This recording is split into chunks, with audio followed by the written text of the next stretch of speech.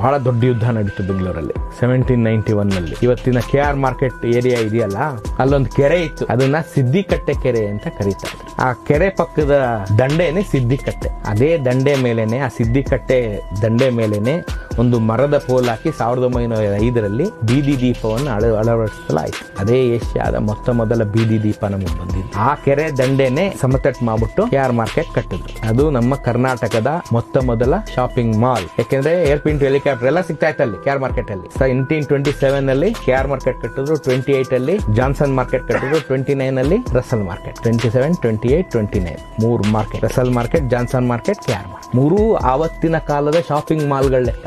ಅಷ್ಟು ದೊಡ್ಡ ಮಾರ್ಕೆಟೇ ಎಲ್ಲೂ ಇರಲಿಲ್ಲ. ಆ ಬೀದಿ ದೀಪ ನೋಡೋದಕ್ಕೆ ಸುತ್ತಮುತ್ತಲ ಹಳ್ಳಿಗಳಿಂದ, ದಾವಣಗೆರೆಯಿಂದ ಅಷ್ಟು ಸುತ್ತಮುತ್ತಲ ಹಳ್ಳಿಗಳಿಂದ ಗಾಡಿ ಮಾಡ್ಕೊಂಡು ಬರೋರು ಈ ದೀಪ ನೋಡಕ್ ಬರೋರು. ದೀಪ ಇದೆಯಂತೆ, ಅದು ಹಿಂಗೋ ಎಲ್ಲೋ ಏನೋ ಮಾಡೋದು ಇದು ಹತ್ಕೊಂಡ್ಬಿಡುತ್ತಂತೆ ಅನ್ನೋದು, ಅದೇ ಒಂದು ಆಶ್ಚರ್ಯ ನಮಗೆ.